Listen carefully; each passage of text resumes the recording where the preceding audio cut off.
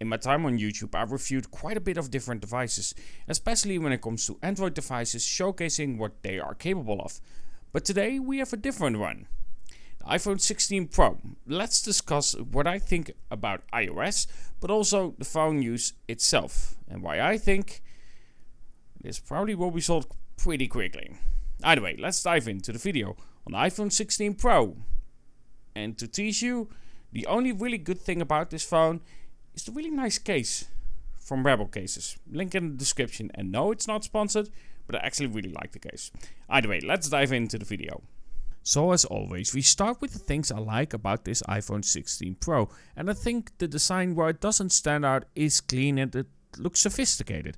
And with that in combination with a very well built design itself, I think for that it feels like it's worth the price.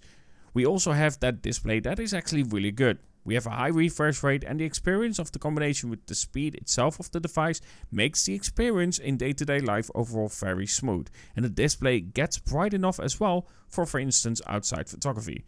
Though of course I'm not a fan of the pill cutout. In terms of speed, we also have more than enough power. You can play any game on the phone itself, and combined with the pretty solid audio experience on the phone, it is really good there as well when it comes to the gaming experience on the iPhone 16 Pro. And lastly, so far, while not being a main device that I cannot be asked to use because of iOS, the battery life has been really solid in my photography trips. With great screen on time, but also standby time, because it's a lot on standby time, so I really know if it has good standby time. So in day-to-day life, when it comes to those kinds of things, there's very little to complain apart from, of course, it being iOS and not being for someone like me. And that is it. If you are looking for a positive take on the iPhone, here it shifts away from it. So if you are here for affirmation on your decision on buying the phone itself and you cannot handle people being honest about the device or direct or about the overhype that is Apple, just like Tesla, then this is the moment to leave. Now, a small section for the camera itself. One thing I noticed is that the ultra-wide is really piss poor. Looking at low light photography on this phone is really a bad performance. I get shots in low light where there's simply no information. It's a black spot. It's a black hole. I don't know what you call it in photography terms, but it looks really poor for a phone that costs this much to perform that bad when it comes to the camera performance itself. Not to mention clipping highlights, just poor balancing of the camera of it, and not to mention that often I just don't really like how the shot looks. It looks flat. It doesn't look like it has any character. Yes, you can play around with it, but I really don't care for it. And also, of course, we have the camera button. That is terrible, because who is going to use a camera button that is shifted all the way up there when holding it like this?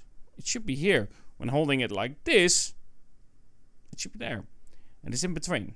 This looks like they've replaced the 5G antenna and just made it a button to have it as a new feature. Overall, camera performance is poor. Let's continue. And now we get to the price. For this iPhone 16 Pro, it cost me €1,230. For that, you have a tiny storage capacity of 128 gigabytes. With phones being able to record videos up to 8K and 4K 120 frames per second, that storage becomes useless in a short amount of time. For a phone that is a so-called best you can offer, why on earth do we still have 128 gigabytes as an option? Do I get it on the iPhone 16? Sure, but on the Pro for that price, you should get a minimum of 256 gigabytes. We also have to shortly talk about the unboxing experience. Sure, you get a cable included, but again, for a phone that costs €1,230, why do I not get a charger included? This is a complaint that I have about more phones these days, and they will keep increasing.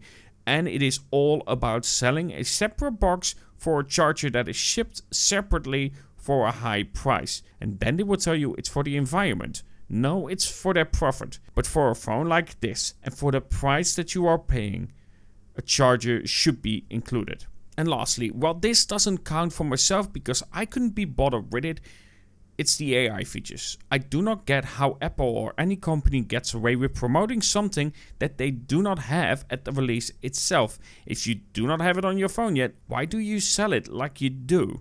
It's a future promise, and we know we should never buy something based on a future promise. Look at Tesla for that one. At the end, when it comes to the iPhone 16 Pro, yes, this is not my kind of phone when it comes to how you use it. It's not my kind of phone that I would do as a daily phone itself. Yes, you get a different bubble text, but I don't really care because here in Europe we use WhatsApp. So I don't really care about any of that. I don't care about iMessage. I don't care about the face unlock when I have a fingerprint scanner on my other devices and so on. Is the build quality solid? Yes, I would say so. Is the device nice in the hand? Yeah, I would say so. But that's about it. I really couldn't give you any reason why I would go to this device apart from the case, as I said. Because this case, I want that on my Android devices. Either way, when it comes to the iPhone 16 Pro, this is definitely not a device for me. And definitely when it comes to the camera, even more so. Hope you enjoyed this video on the iPhone 16 Pro, because there really isn't much good that I have said about this device itself. Because simply put, I don't find it that good and I find it overhyped. Either way, have a good one and talk to you guys in the next.